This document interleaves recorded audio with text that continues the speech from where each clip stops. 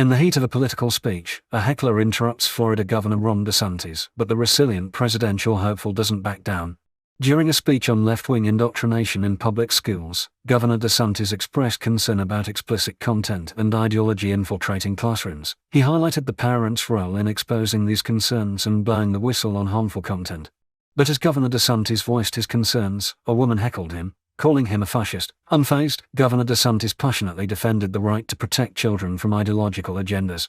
He emphasized the need to stand up against those who want to indoctrinate our kids. Critics, including Disney CEO Bob Iger, have clashed with Governor DeSantis over his education policies. Former President Donald Trump and other GOP candidates have labeled the clash a political stunt. Governor DeSantis continues to face opposition as he travels the country, rallying support for his 2024 presidential bid. As the battle over education policies intensifies, one question remains: how far should schools go in shaping our children's minds? In the ongoing conflict between Russia and Ukraine, tensions escalate as key events unfold. Today, we bring you the latest updates from the front lines. The head of the Russian mercenary force, Wagner, reveals a significant withdrawal from the captured city of Bakhmut, with 99% of his units leaving. Meanwhile, Russia's Ministry of Defense announces an offensive by the Akhmat group of Chechen special forces near Marinka in Ukraine's Donetsk region. The Freedom of Russia Legion, a pro-Ukrainian force, reports active fighting on the outskirts of Novaya Tavlzhanka in Russia's Belgorod region, with wounded soldiers demonstrating their commitment to freedom. In response, Ukrainian forces in Kyiv successfully intercept 36 Russian missiles and drones, leading to the lifting of air raid alerts across most of the country. Amidst the conflict, tragic incidents have occurred. The Russian-installed officials claim casualties due to Ukrainian shelling, including deaths and injuries in Belgorod, Makiivka, and the Kharkiv region. Ukrainian President Zelensky raises concerns about Kyiv's air raid shelters, instructing the government to address the issue. Diplomatic developments show that the United States Secretary of State, Antony Blinken, asserts that peace talks will only be supported once Ukraine gains the upper hand. President Zelensky acknowledges the impossibility of NATO membership during the ongoing conflict but emphasizes its importance for future security. Russian President Vladimir Putin highlights the need for security among Russia's diverse ethnic groups. As tensions persist and conflicts intensify, it is crucial to stay informed.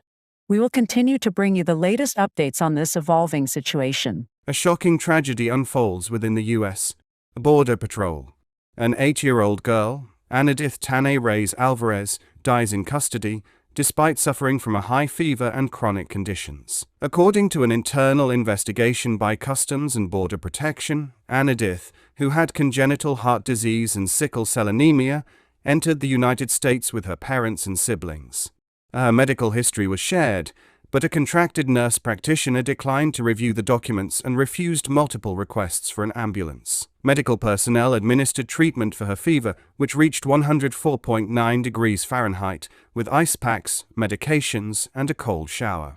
Despite her deteriorating condition and her mother's pleas, Anadith was not transferred to a hospital for higher-level care. Tragically, it wasn't until the next day, after her mother returned with Anadith in her arms, that she was taken to the hospital, but it was too late.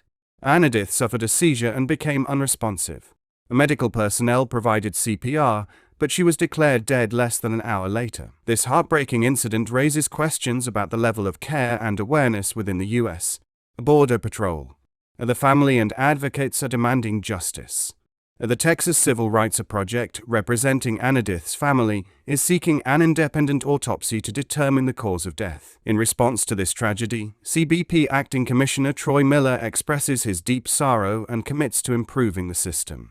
Steps are being taken to address the issues identified, with a review of medically fragile individuals in custody to prioritize their processing. As the nation grapples with this unacceptable loss, we must reflect on the treatment of vulnerable individuals and work towards a system that ensures their safety. This is a call for justice, for accountability, and for change. We invite you to share your thoughts on this tragic incident and to join the conversation. Thank you for watching. Don't forget to like, comment, and subscribe for more updates.